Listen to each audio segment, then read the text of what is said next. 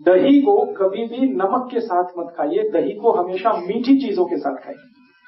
दही को शक्कर के साथ खाइए, दही को गुड़ के साथ खाइए, दही को बूरे के साथ खाइए, दही को खांड के साथ खाइए, दही कभी भी नमक के साथ। क्यों? मैं आपको एक छोटा एक्सपेरिमेंट करने के लिए बोलता हूं। आप बाजार में जाइए, कोई भी साइंटिफिक इंस्ट्रूमेंट की दुकान से एक लेंस खरीद लाइए, छोटी चीजों को बड़ा दिखाने वाला जो लेंस होता है, मिल जाता है, 10-12 रुपए का आएगा। एक दिन लाके अपने दही पे लगा के देखिए, तो इतने बैक्टीरिया दिखाई देंगे आपको जो करोड़ों की संख्या में। दही के ऊपर लगा के देख लीजिए, वो इधर जाते हुए उधर जाते हुए घूमते हुए टहलते हुए दिखेंगे। ये सब जीवित है और शरीर को ये चाहिए, सब जीवित अवस्था में चाहिए, क्योंकि ये बैक्टीरिया दही के साथ जब हम खाते हैं तो अंदर जाके हमारे जो एंजाइम सीक्रेशन है उसको ये बैक्टीरिया बहुत मदद करते हैं। तो दही हम खाते हैं बैक्टीरिया के लिए, जीवाणुओं के लिए दही खाते हैं। दही को आयुर्वेद की भाषा में कहा जाता है जीवाणुओं का घर, और एक दो नहीं, करोड़ों। एक कप दही में अगर कैलकुलेट करेंगे 1 करोड़ से ज्यादा जीवाणु। अब होता क्या है कि ये 1 कप दही में जो 1 करोड़ जीवाणु है, ये जीवित आपने खा लिए तो बहुत अच्छा है, शरीर को बहुत काम आने वाले। लेकिन उसी 1 कप दही में 1 चुटकी नमक आपने डाला, 1 मिनट में सारे जीवाणु मर जाएंगे। 1 ही मिनट लगता है उनको मरने। अब वो मर गए तो आपने दही नहीं खाई है, जीवाणुओं की लाश खाई है। तो दही नहीं रह गया, वो जीवाणुओं की लाश हो गया। अब वो अंदर गया तो दही के नाम पे आपने खा तो लिया, लेकिन उसके जो फंक्शन है बॉडी के लिए वो काम नहीं आने वाले।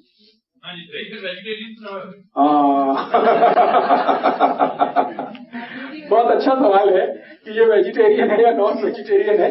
थोड़ी देर में मैं बात करूंगा जीवाणुओं पे, तब इसमें से क्लैरिफाई हो जाएगा। अभी जो बात चल रही है वो ये कि 1 चुटकी नमक डालते ही 100 किलो दही के सारे जीवाणु मर जाते हैं, 1 चुटकी।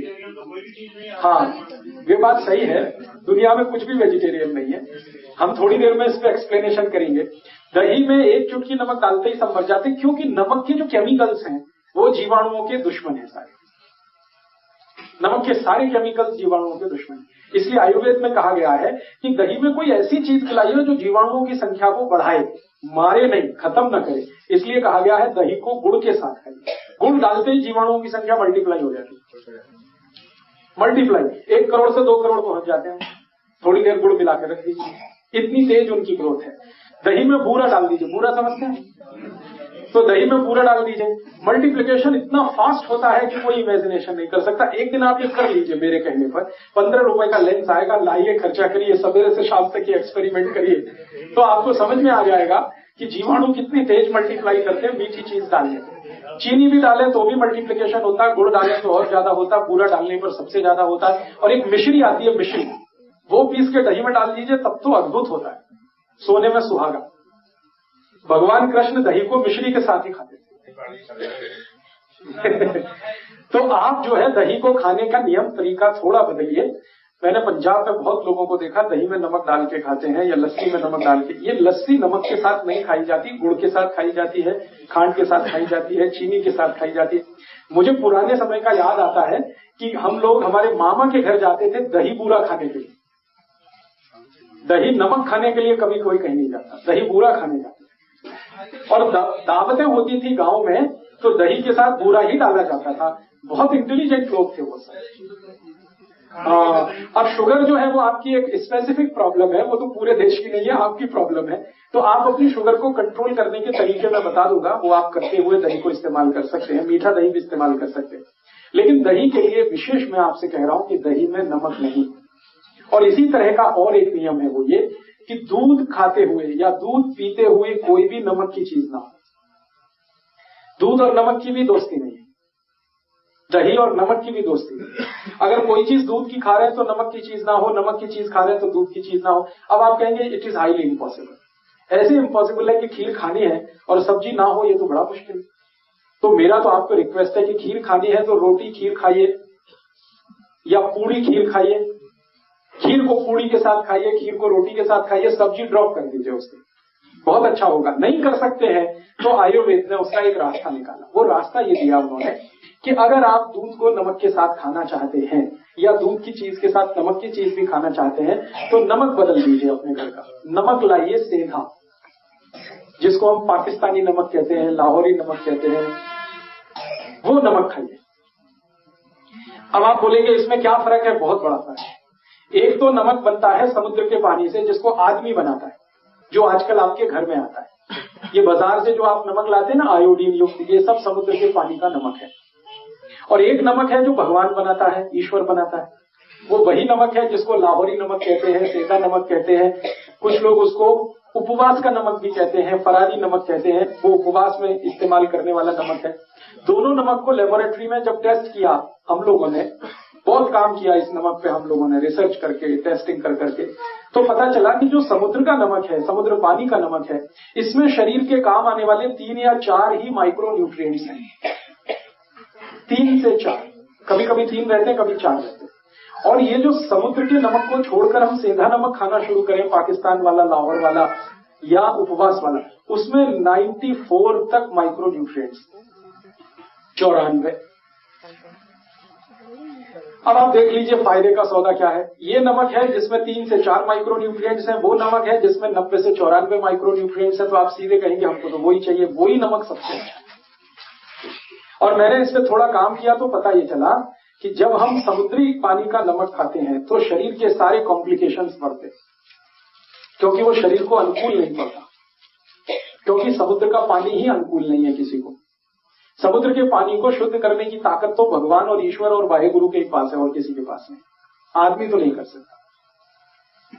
ये समुद्र का पानी जब धूप पड़ती है, वेपराइज होता है, बादल में बदलता है, बादल फिर बरसता है, पानी आता है, वो जो साइकिल है वो ईश्वर की, प्रकृति की साइकिल है, हमारी नहीं। वो ही कर सकता, हम नहीं कर पाते। लेबोरेटरी में कितना भी हम शुद्ध करें वो नहीं आ पाता। और दूसरी जानकारी कि सारे नमक समुद्र वाले ब्लड प्रेशर बढ़ाने वाले। समुद्र के पानी का जितना नमक खाएंगे ब्लड प्रेशर उतना ही बढ़ेगा। और आजकल ब्लड प्रेशर एक कॉमन डिसीज हो गई है जो किलर है, किसी को भी मार डाले। हर दूसरे तीसरे आदमी को पूछ लो तो कहता बीपी हाई है। उसका सबसे बड़ा कारण है नमक, जो हमारे घर में है। मैं आपको और एक ऐतिहासिक जानकारी देना चाहता हूं, सुन के आपको खराब जरूर लगेगा लेकिन वो सच है। वो ये है कि ये समुद्र के पानी का नमक हम भारतवासियों ने मात्र 70 साल पहले से खाना शुरू किया है। 70 साल पहले कोई भारतवासी समुद्र के पानी का नमक नहीं खाता था। हम सब सेंधा नमक, आयोडीन के नाम। अब समस्या इसमें एक आती है, वो ये कि हमको आयोडीन की डिफिशियंसी है नहीं, क्योंकि हम आधा कटोरी दाल रोज खाते हैं। फिर हम एक्स्ट्रा आयोडीन वाला नमक खाएंगे तो आयोडीन जरूरत से ज्यादा शरीर में हुआ तो समस्या आती है। और वो समस्या क्या आती है? सबसे बड़ी समस्या आती है नपुंसकता की। सरप्लस आयोडीन जितना भी शरीर में आएगा आपको लगातार नपुंसक बनाता जाएगा, इंपोटेंसी आप में आएगा। और हमारे देश में ये केसेस अब आने लगे हैं। मैं तो डॉक्टर की तरह से भी काम करता हूं पिछले 12 साल से, और ट्रीटमेंट देता हूं, निःशुल्क देता हूं, फोकट में चिकित्सा करता हूं, इसलिए बहुत पेशेंट होते हैं। मेरे पास ऐसे हजारों पेशेंट हैं जिनकी शादियां हो गई हैं, 10 साल हो गए, 12 साल हो गए, कहीं कोई कॉम्प्लिकेशन नहीं है, बच्चा नहीं हो रहा। मैं दोनों की रिपोर्ट निकलवाता हूं, पति की, पत्नी की, कहीं कोई मुझे कॉम्प्लिकेशन समझ में नहीं आता। लास्ट में फिर मैं डायग्नोसिस करते हुए आयोडीन का चेक करवाता हूं तो उनके ब्लड में जरूरत से ज्यादा आयोडीन मिलती है। जरूरत से ज्यादा आयोडीन ब्लड में अगर है तो ये क्या करेगी? आपके स्पर्म काउंट कम कर देगी अगर आप पुरुष हैं तो, और अगर स्त्री है तो आपका ओव्यूलेशन का काम खत्म कर देगी, और फिर आप मां या पिता नहीं बन पाएंगे। ऐसे हजारों केस आ रहे। फिर मैं क्या करता हूं, जब मुझे कोई कॉम्प्लिकेशन नहीं लगता, आयोडीन सरप्लस दिखता, मैं उनको कह देता हूं नमक बदल दो, आप ये सेंधा नमक खाना शुरू करो, काला नमक खाना शुरू। 1 साल के बाद वो आते हैं, कहते हैं बच्चा तो हो गया।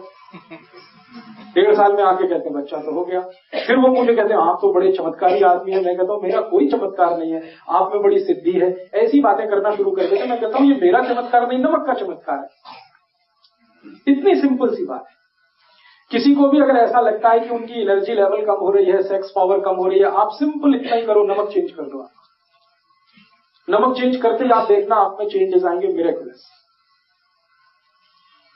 तो नमक का हमारे देश में आज के जमाने में टीवी का हैमरिंग कर करके, विज्ञापन कर करके हमारा ऐसा दिमाग खराब किया है कि हर व्यक्ति को लगने लगा आयोडीन युक्त नमक नहीं खाएंगे तो मेरा बेटा ऐसा पैदा होगा जैसा उसका टीवी में दिखाते हैं, या आयोडीन नमक नहीं खाएंगे तो मेरा गला ऐसा हो जाएगा जैसा टीवी में दिखाते हैं।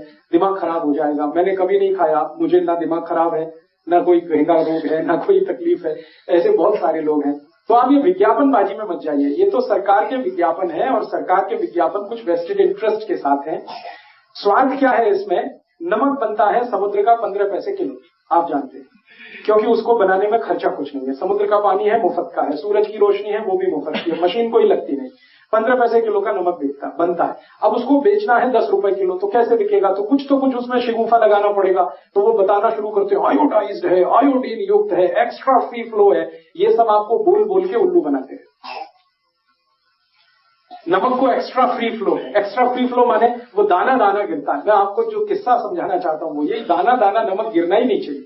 नमक कभी भी एक्स्ट्रा फ्री फ्लो होना नहीं चाहिए, नहीं तो वो नमक नहीं रहेगा। एक्स्ट्रा फ्री फ्लो करने के लिए पता है क्या किया जाता है? नमक की जो नमी है उसको निकाला जाता है।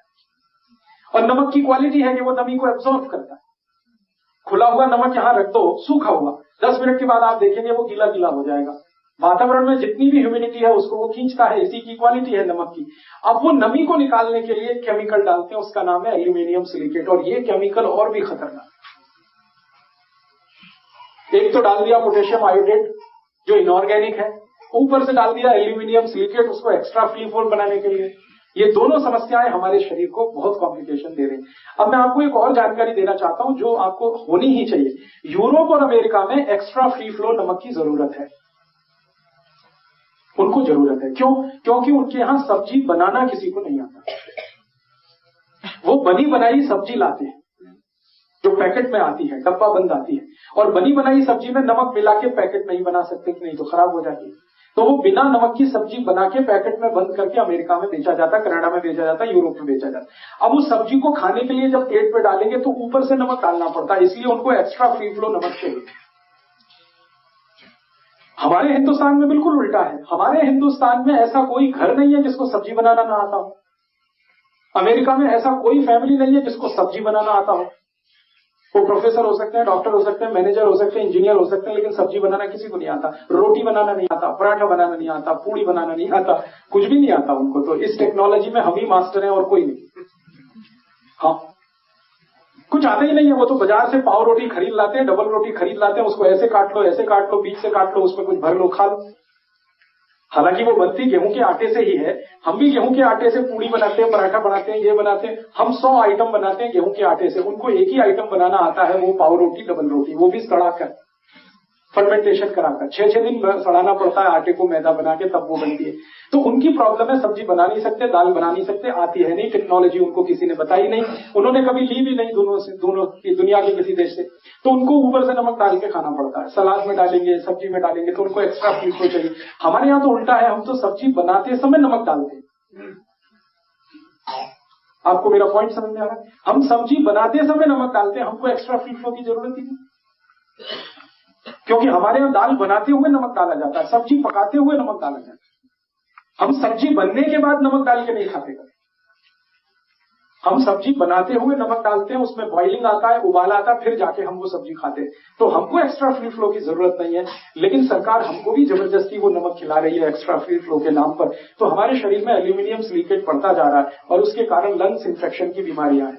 दमा है, अस्थमा है, ब्रोंकियल अस्थमा है, ट्यूबरकुलोसिस है, क्योंकि एल्यूमिनियम सिलिकेट बहुत खराब केमिकल है। एल्यूमिनियम का ही नाम आप जानते हैं, वो बहुत खराब है, हैवी मेटल है, वो सब डिपॉजिट होता है, फ्लश आउट नहीं हो सकता बॉडी से।